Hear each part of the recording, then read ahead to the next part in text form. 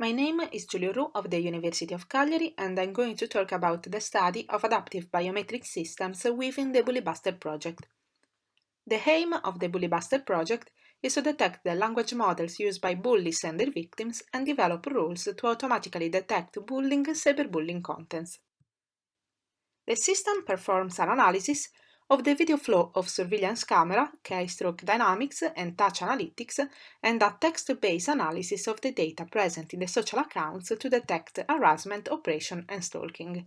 Collected data is analyzed and used to build effective computer vision and artificial intelligence-based algorithms to detect bullying and cyberbullying actions. One of the goals of the BullyBuster project is the integration of behavioral biometrics and crowd analysis in computer vision systems to detect all those actions and cues that can characterize a bullying event. Both crowd analysis and expression recognition are behavioral biometrics and, as such, may be subject to some issues. For the implementation of these modules, we use pattern recognition algorithms. That is the classification of data based on knowledge gain or on statistical information extracted from examples. Depending on what you want to recognize or classify, you will need to extract measurable, informative, and non-redundant characteristics which allow you to describe and discriminate the data you analyze. This process is done by the feature extraction module, which transforms the input images or videos into numerical arrays. The classifier learns from the feature vectors of the examples the characteristic of the classes it wants to distinguish, and uses this information to associate an output to each input image. The examples used by the classifiers called templates particularly influence its performance. In particular, the presence of interclass similarity, similar images of different classes, the so-called intraclass variations, very different images for the same class, and variations over time reduce the accuracy of the classification. In this work, we focus on the recognition of the person through the face, so for us, the class is the identity of the individual, and the intraclass variations are the pose, the lighting, and the presence of occlusion. The variations over time are due to aging. These variations cannot be captured during a single acquisition, therefore they require multiple acquisitions which are expensive, time-consuming, and require a high level of collaboration from users. In this presentation, we will analyze the update of templates for facial recognition, but this solution is easily applicable to any pattern recognition system. In particular, we analyze the adaptive biometric systems born in response to this limitation. Adaptive biometric systems adapt continuously the biometric templates to the variation of the input data without the need of the human in the loop. This method uses both the initial set of enrolled and labeled templates and a set of unlabeled data acquired during the normal system operation. However, these systems are characterized by a high computational complexity due to the continuous insertion of new templates in the gallery and can lead to the insertion of impostors.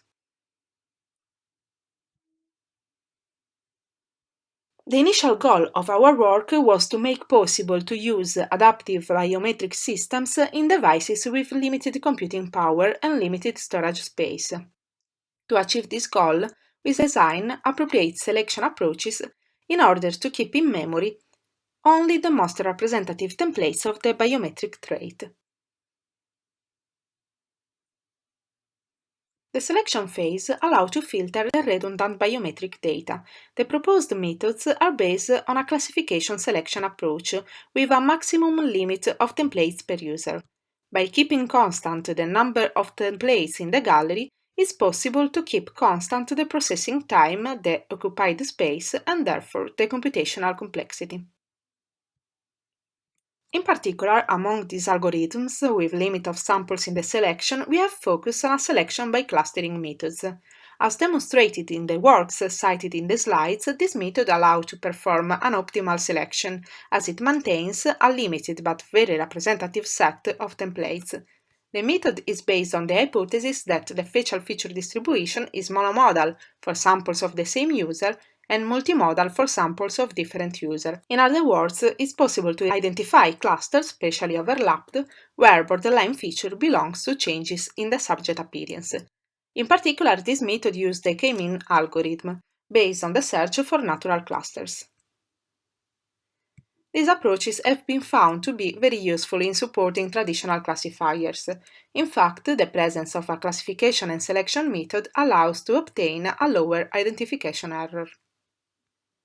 Moreover, in the last 5 years, deep learning methods, in particular CNN, have attracted considerable attention in the field of face-based recognition, achieving impressive results. Despite the deep features' power and compactness, it's not yet clear if they are able to follow all the intraclass variations that the face can present over time. To simulate a situation of long-term use in which the temporal variability of biometric data is high, we acquired a new dataset, collected by using frames of some videos in YouTube related to daily photo projects. People take a picture every day for a certain period of time, usually with the aim of showing how their appearance is changing. The Photo Everyday dataset is composed by 98 users. The images of each user are labeled with a number that indicates the temporal progression of the sequence. Acquisition times vary from 1 to 16 years. We then evaluated the performance of adaptive biometric system on this dataset and others present at the state-of-the-art using representation of the face extracted through handcrafted method and the most well-known and powerful neural network for face recognition, such as FaceNet, Resent, and CNET. To understand if the compact face representation still needs updating or is able to follow the evolution of the biometric trait over time, we divided the users on the basis of acquisition times, short, medium, and long. We immediately realized that for short or medium times, the representativeness of the face remains stable on average, while in long-term situations it can suddenly drop. The results show the benefit of adaptive methods with classification selection in situations where the face appearance presents many intraclass variations. In fact, in the system without adaptivity, the error increases significantly in long-term situations. The selection allows instead to keep the error low for all the acquisition times. The proposed self-update system can be used in the BullyBuster project to improve the detection of bullying and cyberbullying actions. The input data, after being classified, can be exploited to improve the system knowledge. The selection phase allows the system to keep the memory used and the computational complexity constant. In particular, it can easily incorporate it into the computer vision modules of crowd analysis and expression recognition. The continuous learning of facial expression or behavioral models allow the system to update itself in relation to the application contents in which it operates. This was just a brief overview of our work. If you want to learn more, we have included in the slide the website of the project, of our university, the University of Cagliari, and of our research group, the Pattern Recognition and Applications Lab.